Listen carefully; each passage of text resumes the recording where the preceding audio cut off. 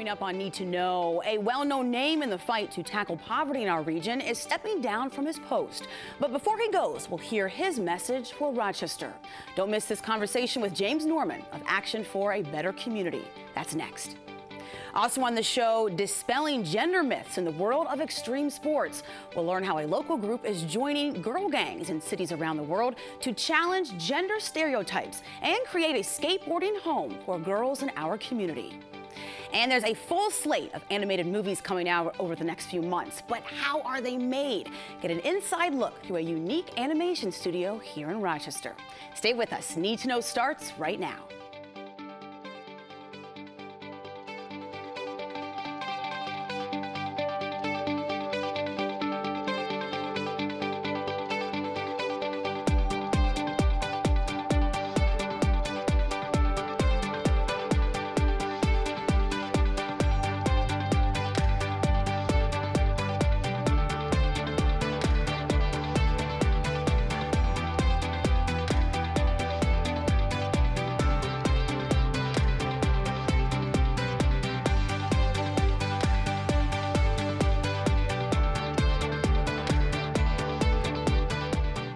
It is time to pass the baton. That's according to James Norman, the president and CEO of Rochester's Action for a Better Community. For 25 years, Norman has continued the organization's work to provide support and opportunities to low-income residents in an effort to help families achieve and maintain self-sufficiency. As of December 31st, that work will be in someone else's hands. But before he officially steps down, Norman joins us in the studio to talk breakthroughs, challenges, and what you need to know but likely don't about our poverty crisis. James Norman, welcome. It is great to have you here. Thank you. Glad to be here. Action for a Better Community, or ABC as we often call it, is a community action agency. So for those who don't know, James, how would you explain the meaning behind this agency and why these were created? Community action agencies were created as a result of the Economic Opportunity Act of 1964, and based on that act, Lyndon Johnson declared a war on poverty, and they decided to create these organizations called community action agencies all around the country in the urban and rural areas as well, to take a new approach to addressing the issue of poverty. And so one of the fundamental aspects of the Community Action Agency network is the engagement of the low-income population in the planning, in the conduct, and in the evaluation of programs. And so that means that you have to institutionalize that process. And so for ABC, one of 52 agencies of that kind in the state and one of 1,000 throughout the country, if no matter where you go, you look at the board of a community action agency, you have 1/3 of the board is made up of consumers, 1/3 private sector members, and 1/3 public or elected officials. And so that's an institutional part of our process. And so engaging the people that we're trying to serve is so critical. And we also have to be advocates. We have to mobilize resources. We have to try to coordinate resources. So those are some of the characteristics of community action agencies. So let me ask you, how have you seen over the past 25 years with ABC, how have you seen the work, the perception and the issues around poverty and tackling and addressing poverty in Monroe County change? Well, I would say in the last 25 years, I believe we made strides in regard to impressing upon the population the need to recognize poverty and to address it.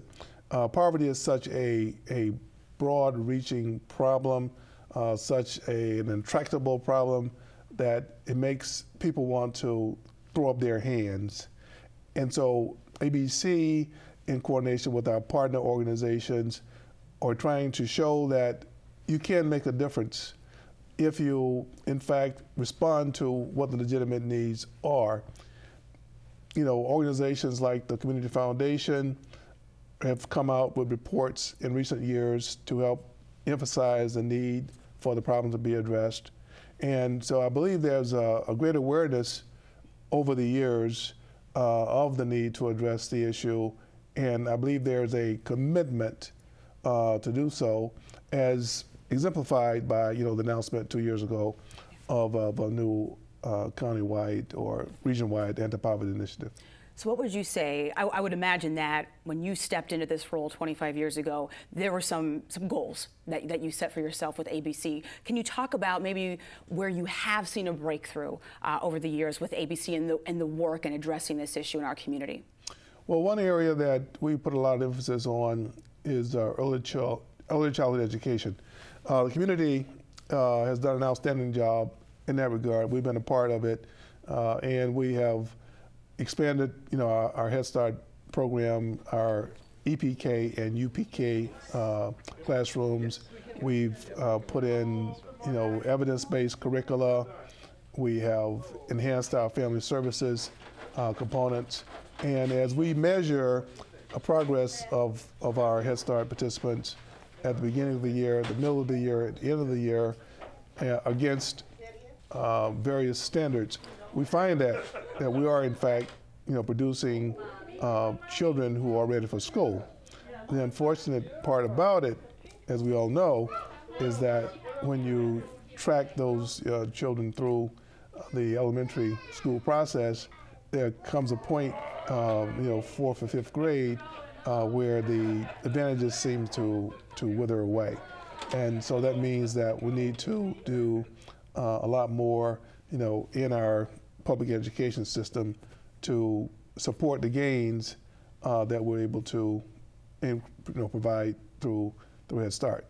Is there something, James, that you would say you haven't been able to move the needle in the way that you would want it to?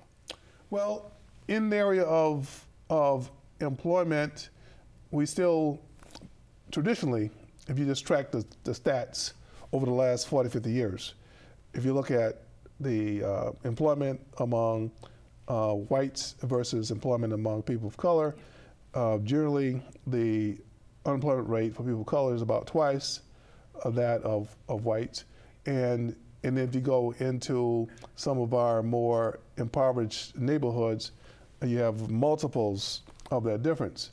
And we have not figured out a way yet, or have not, taken the will to do something about it. I think the way to address some of that is through what I would call targeted initiatives, because we have, good employment and training programs in the community, but some of them are not targeted to areas that have the greatest need. And in order to, to close the gap, to reduce the disparities, then we need to apply some of our remedies to some of the areas where there's the greatest need.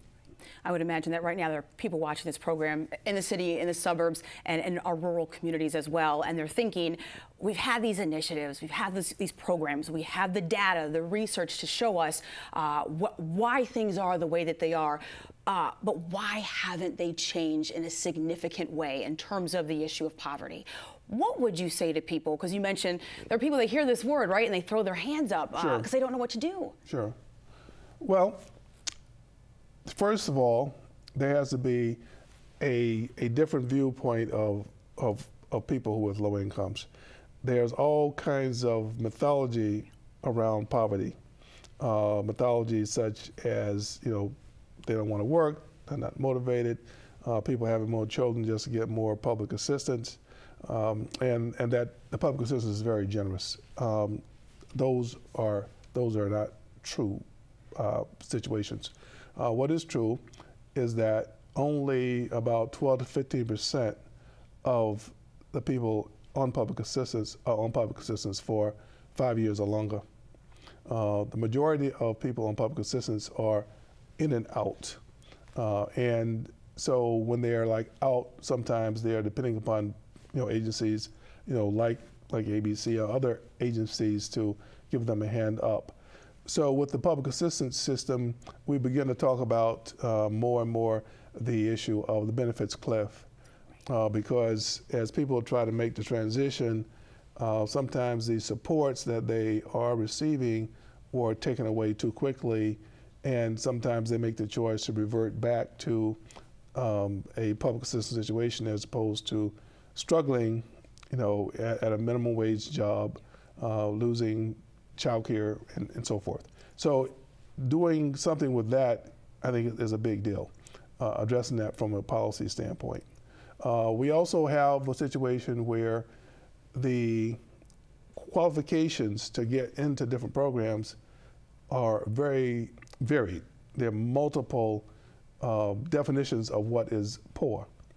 And so as you try to address the complex needs of a family, sometimes you can't address a need because they may qualify for this program but not that program.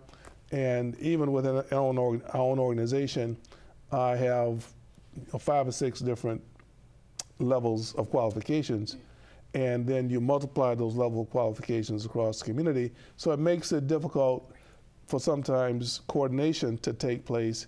When there is the will to coordinate, there's an interest in coordinating, it just creates a tapestry that's hard for people to navigate.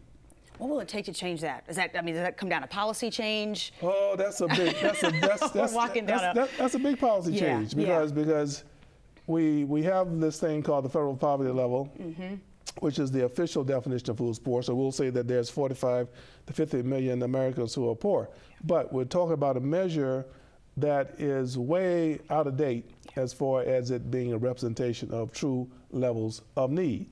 And then we have programs that are multiples of that, 125% of poverty, 150% of poverty, et cetera. And what would help is if we could, I would call it, harmonize the eligibility guidelines and come up with a level of need that's standard across the community. And then that particular barrier to getting services and coordinating services will be gone. But that's a huge step because there are state policies, federal policies that tie into that. So everyone has to get on the same page in order for that problem to be addressed. Well, James, before we close, I have to ask you, what would your message be to the Rochester community in relation to the role that we all can play to become more informed and more educated concerning poverty in our region? Well, if people need to get educated, I think starting with the reports from the Community Foundation is a good foundation, forget the pun there. And then there has to be some greater awareness of how there are issues of trauma that come into play, issues of structural racism that come into play that make people uncomfortable talking about those things. But there's a connection between poverty and racism, and we have to be willing to face that and address that, because that itself would create new insights to how to address the issues of poverty. Well, we are out of time, but a special thank you to my guest, James Norman. Thank you for being here. Retiring President and CEO of Rochester's Action for a Better Community. To learn more about the organization or to volunteer, go to abcinfo.org. A local event is giving the term Ladies' Night a whole new meaning. Armed with knee pads and helmets, young women in Rochester are coming together to hone their craft, learn new moves, and build bonds through the sport of skateboarding. What has long been regarded as a male-dominated sport has seen the development of girl gangs throughout the country and around the world, and it's happening in Rochester. Joining me now to talk more about Ladies' Night and the rise of female skateboarding in the Rochester community is Scarlett Markham, founder of Flower Pale Kids and event organizer for Ladies' Night. Emmy Grosvenor, a local skateboarder, and Alan Pursuti, board president for Friends of the Rock City Skate Park. And welcome to all of you. Thank you for being here. Thank you for having us. So often when I am out and we're filming for Need to Know or for a story and I see skateboarders, I always see a group of guys. And so I want to know, I know that this is changing in the world of skateboarding. I know for the 2020 Olympics, we'll finally get to see skateboarding for men and women. But considering that this is a sport that got its start in the 1950s and 60s, why do you think it's taken so long? And do you think there's still this gender gap that exists with skateboarding? And Scarlett, I'll give that to you first. I think it just has to do with social norms, even outside of skateboarding, that contribute to it. And even though a lot of skateboarders do see themselves as progressive, in that way that they're still a little bit behind. And there have been female skaters every decade that have, sort of shined through, but still, I've seen plenty of women who are just as good as the men, and they still you know, if they're not pretty enough or they don't, you know, they're not in a certain mold, then it's kind of disregarded, unfortunately. And now women are taking control of that, which I think is beautiful, and showing, you know what, I don't have to conform to anything that you have going on. We're just going to do our own thing, and if you want to be a part of it, cool. If you don't, we're just going to have a good time. We'll talk about some of the ways that women are taking control, and you see and you experience that they're breaking these stereotypes that do exist. Alan, I'm looking at you. Sure. Yeah, there definitely things have changed. Typically, a stereotype of skateboarding is there's a lot of injuries. So traditionally, people don't envision females participating in something so rough and tough. But it has changed quite a bit, and we have people like Scarlett stepping up and involving herself in the scene and helping that grow to where the females can come out and participate and feel more comfortable with seeing other role models, and that has helped quite a bit.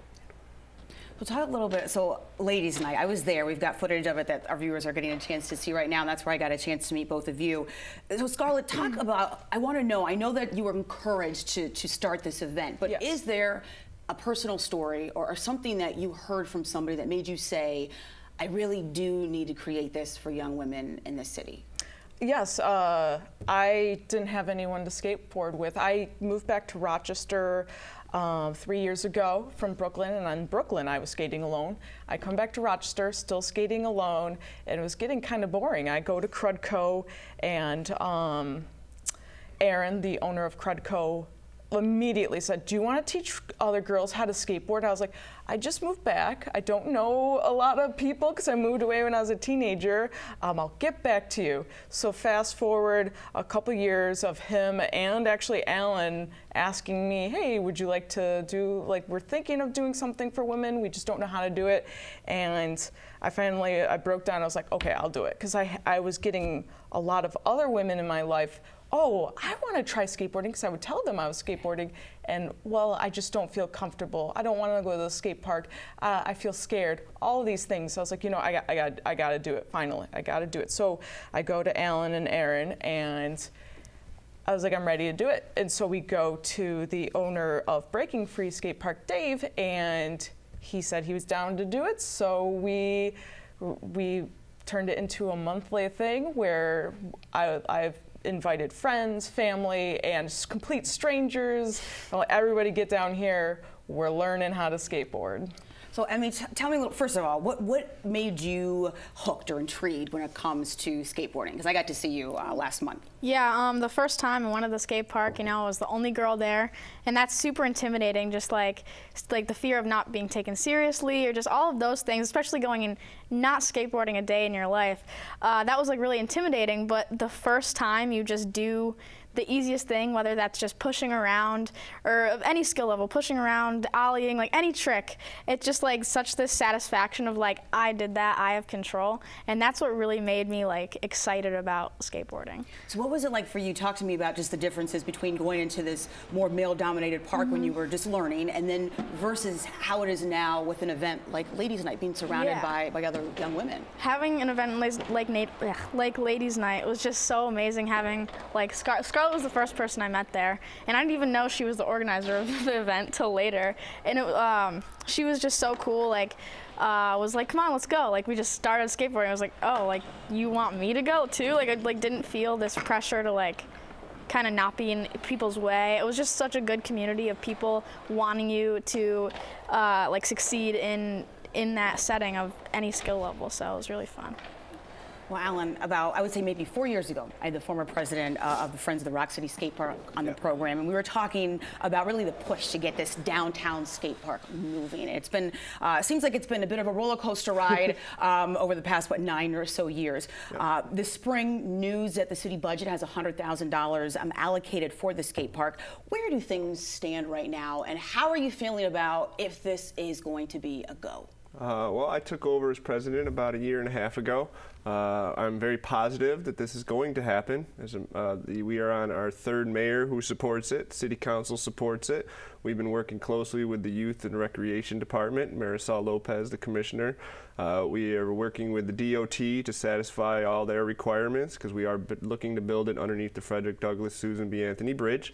Behind the scenes wise, we are in the process of getting our own non-for-profit status, which will help the fundraising goal move forward. The $100,000 from the city is very helpful. That is money that is to be dedicated towards construction documents and official stuff. It's not a blank check to us to do, you know, anything we want. So recently we got approval from City Council to use some of that money to hire a grant writer to help us look into funding options and things like that to move forward. So at this point, like I said, we are confident it's going to happen. We are working on letting the public know that this is really going to happen.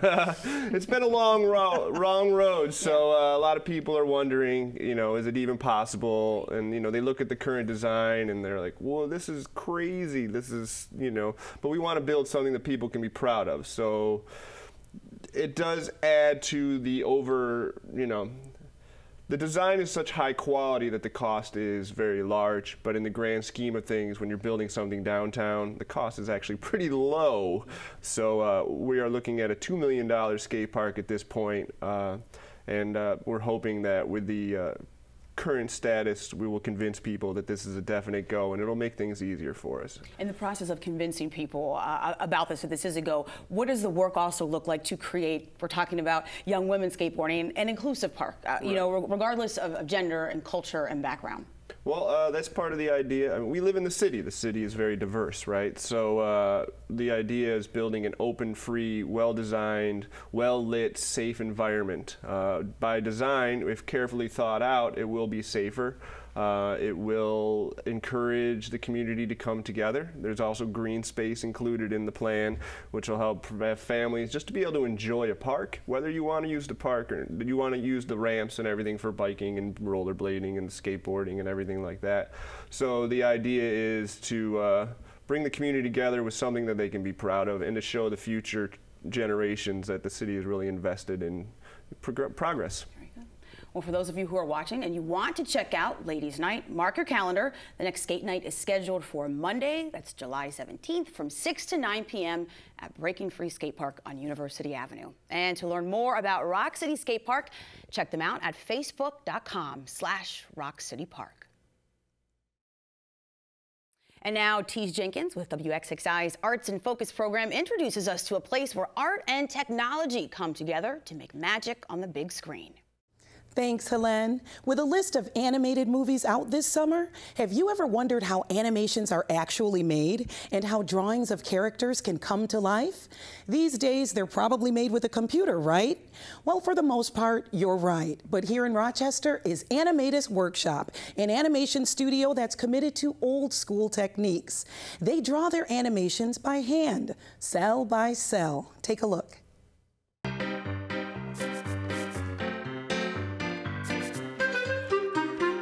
My name's Fred Armstrong, and I started Animatus Studio in 1989. We specialize in 2D hand-drawn animation, which then goes the digital route. But we do all types of animation. We do some cutout and clay, some stop motion, a little bit of time-lapse. And we also have a little school where we teach young and old alike the fundamentals of hand-drawn animation. That's called the Animation Workshop. How come that man can't see? Some people watch the world with their ears.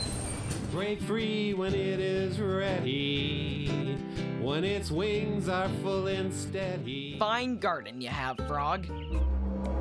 1992, I teamed up with a couple friends of mine who we thought it'd be a good idea to teach animation. We thought we could appeal to folks who were younger or maybe a little older but wanted to change their career or think about a career in animation or maybe just to get their creative juices flowing, and there's nothing like it around. Our main focus is 2D hand-drawn. 2D is the old style cartoons, and we kind of stick with that. So that's our little niche. Animation is a combination of art and technology. If you learn originally with 2D hand-drawn, all that stuff will follow if you go to, say, 3D, because all those principles still work. What our students do in our classes usually is you do your rough pencil sketches, and then we shoot them frame by frame to get a sense if our movement is right, if proportions are right.